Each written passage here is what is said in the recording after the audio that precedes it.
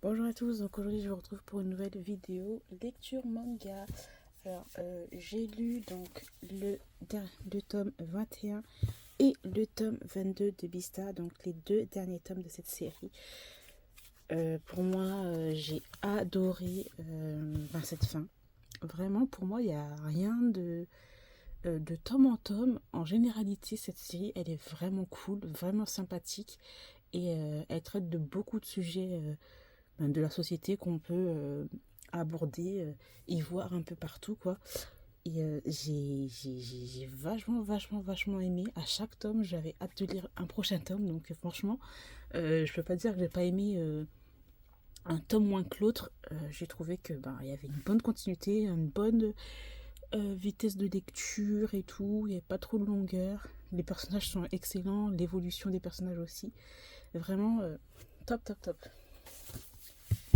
J'ai lu aussi la série avant Beastars, donc Beast Complex, donc le tome 1, le tome 2 et le tome 3. Alors malheureusement ça a été une déception, même si le tome 3 j'ai beaucoup aimé puisqu'on a un chapitre avec Legoshi et Haru. Donc j'ai bien aimé ce petit chapitre où on voyait Legoshi, il est où là, voilà. Ça c'était pas mal, mais mis à part ça, franchement ça n'a pas été un coup de cœur. Vraiment pas.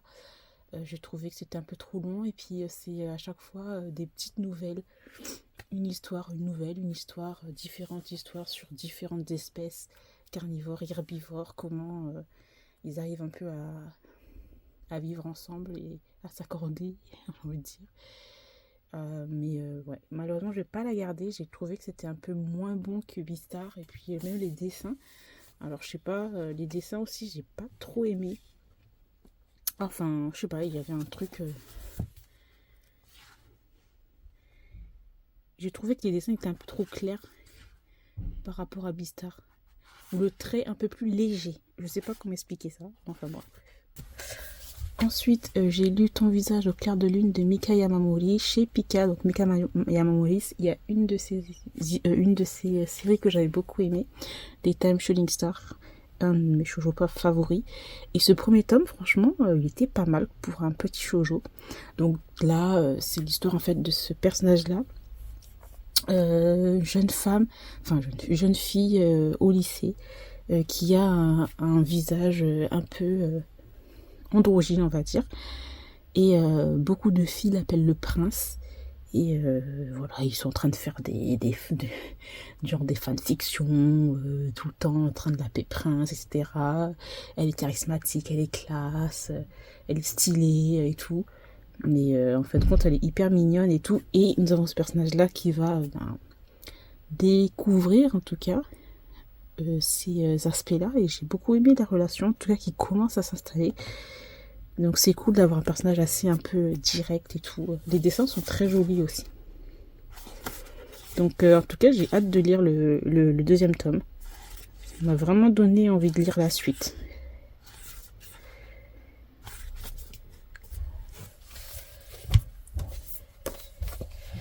Aussi j'ai enfin lu le tome 11 de Viewfinder de Ayano Yamane chez l'édition Azuka. Ce tome 11 là il était parfait. Franchement il était parfait, mais malheureusement voilà, pour avoir le tome 12 il va falloir attendre. Je crois que il est sorti en anglais. Je suis pas trop sûre de ce que je dis encore une fois. Mais il va falloir, avant d'avoir le tome 12, un siècle. Un siècle avant que ça sorte, vraiment. En français, mais bon. La fin. Je vais spoiler, c'est pas grave. Mais malheureusement, les deux personnages principaux vont devoir être... Enfin, vont se séparer.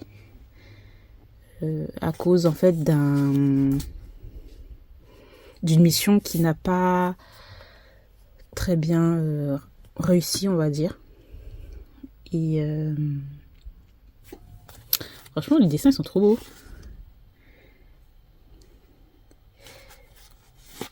Et nous avons ce personnage-là qui va être hyper blessé. Et la fin de ce tome-là, c'est what the fuck en fait. Je sais pas ce qui s'est passé à l'autre là, à lui. Perte de mémoire, je sais pas, il a un comportement hyper bizarre. Voilà, trop hâte de lire la suite, mais il va falloir que je patiente. Alors, j'ai lu le 3e tome de The One de Nikki Lee chez Mehan. Je vous avais dit que j'attendais de lire les 3 ou 4 premiers tomes de la série, et en fin de compte, non, je vais finir sur ce 3e tome là, je ne vais pas continuer. C'est une histoire qui est assez intéressante puisqu'on parle de mode et tout ce qui est behind the scene, mais ça l'a pas fait, enfin c'est pas que ça l'a pas fait, c'est pas que j'ai pas aimé, c'est juste que j'ai lu les 3 tomes et en fait c'était ouais, voilà, c'est tout. C'est pas genre, je suis pas hypée de lire la suite, je suis pas hypée de connaître l'histoire des jumeaux là et tout, donc bon, pour moi ça va être je vais arrêter là. Voilà. Ensuite, j'ai lu Idamari Gakikoeru de Fumino Yuki, donc nous sommes dans un autre arc au fil des saisons, le 1er tome. Alors qu'on va dire que c'est le 1, 2, 3, 4, 5, le 6e tome de la série. Celui-là, j'ai adoré. C'était mon tome préféré. Là, en fait, nous avons des personnages qui sont en recherche d'emploi, etc. Lui, ça va être un peu plus compliqué. Mais il y a une boîte qui l'a repéré et j'ai très hâte de voir ce que ça va donner. Il y a toujours beaucoup de lectures parce que on passe en fait sur... Je trouve que on développe en fait la vie de ces 2 personnages-là. Voilà, ils étaient à l'université, maintenant on passe au travail. Mais le truc en fait, ce que j'aime bien, c'est qu'on reste pas non plus focalisé sur ces 2-là.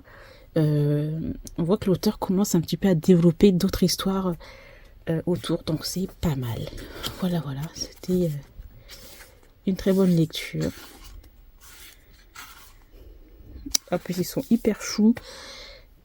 Voilà, j'ai trop hâte de lire la suite, clairement. J'ai lu ensuite le tome 4 et le tome 5 de Gannibal de Masahaki Ninomiya chez Mehan.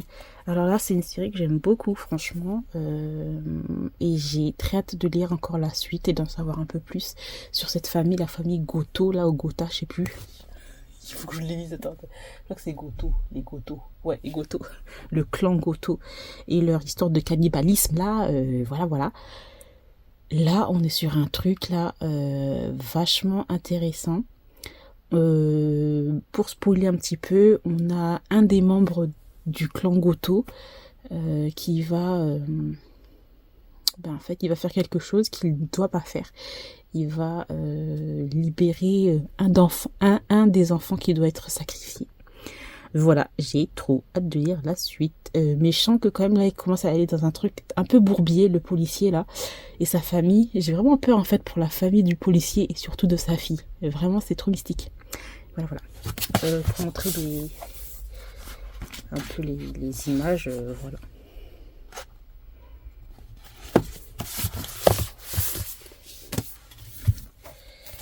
J'ai lu aussi le tome 6 de Given de Natsuki Kizo. Alors celui-là aussi, j'ai vraiment beaucoup aimé l'histoire, la lecture de ce tome 6 là. Il faut que j'achète le tome 7 qui est déjà sorti. Là, dans le tome 5, on était focalisé sur ces personnages là. Je ne sais plus les noms, je suis désolée, franchement. J'ai pitié. Enfin bref, ces personnages là et l'autre là. Et lui. Et là, sur ce tome 6 là, on se refocus sur eux deux. Et sur le band, enfin sur le groupe de musique en particulier, sur les chansons qui vont être composées, etc., sur les chants, sur l'inspiration. Donc vraiment vachement cool. Donc moi, il faudrait vraiment que j'écoute en lisant le tome 7, genre le live CD là, japonais. Et que je commence aussi à regarder l'animé parce que je trouve qu'en animé ça va être hyper cool avec les musiques et tout. Voilà, c'est franchement, il était vraiment trop bien. ce 6e tome là.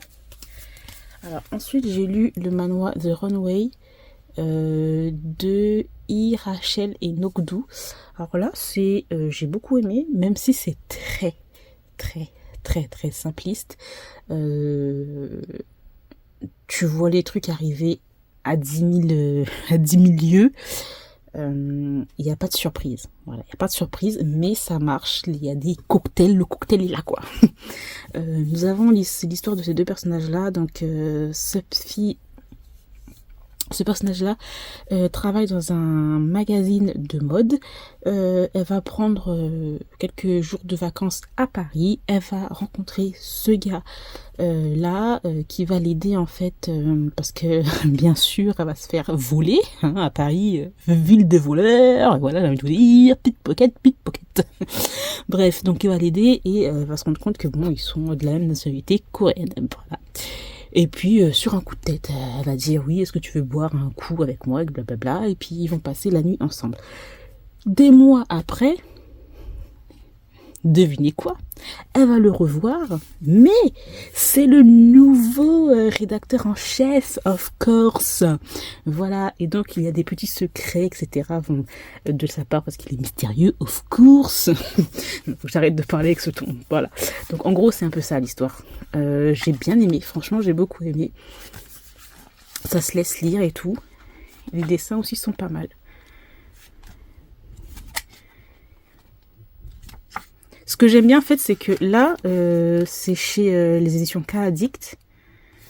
Je trouve que c'est pas mal parce que en fait, ça a à peu près le même format qu'un manga. L'auteur, vous voyez. Pourtant, ça c'est un manga qui est un peu plus grand que d'habitude, mais c'est la même hauteur. Donc ça c'est pas mal parce que les autres manhwas que j'ai coréens, ils sont beaucoup plus grands. Donc le tome au moment où je filme la vidéo n'est pas encore sorti, mais j'ai hâte de le lire. Voilà.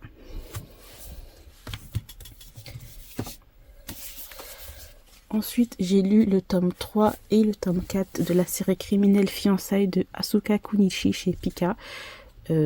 J'adore. Les couvertures, elles sont déjà super stylées et badass de ouf.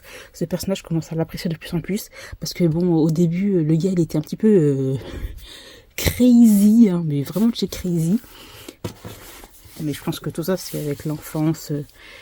Il y a une histoire, un truc dans le genre. Hein, voilà. Là, les deux personnages, il n'y a rien de, entre guillemets, romantique.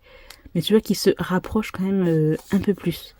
Ils se font confiance. Et en gros, je mets le mot confiance entre très gros guillemets. Hein, vraiment. Voilà. J'ai hâte de lire la suite. Je suis hyper hypée. Il y a des moments qui sont hyper drôles. Par contre, moi, ce qui me gêne un peu, c'est qu'il y a beaucoup de bulles. Beaucoup de bulles. La lecture, quoi.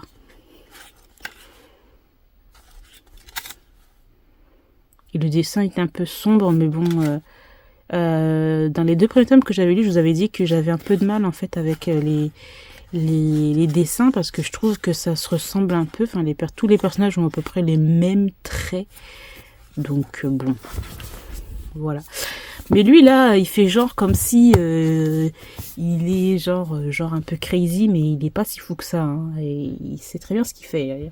Donc j'ai hâte de voir, enfin, de le connaître un peu plus, ce personnage en tout cas.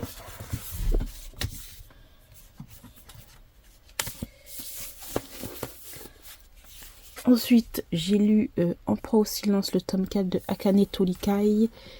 Et le tome 5. Alors, j'ai adoré ces tomes 4 et 5, mais là, j'avais l'impression que dans les tomes 3, là, que le professeur allait commencer à se peut-être libérer.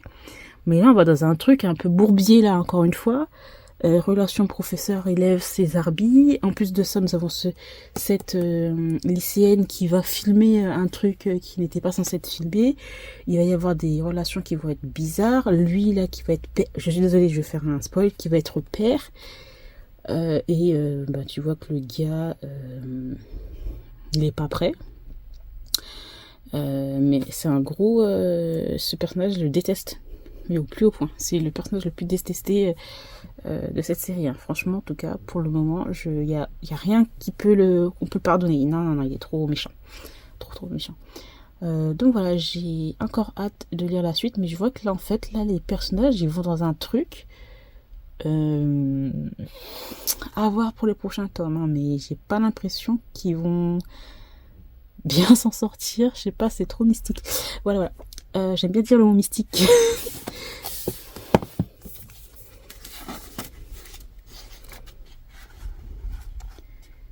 Donc voilà pour un peu les dessins. Et bien j'ai hâte de lire encore une fois cette série. Voilà, j'ai terminé pour mon lecture manga. J'espère que cette vidéo vous aura plu. Je vous remercie de l'avoir regardé. Je vous retrouve très bientôt. Bye.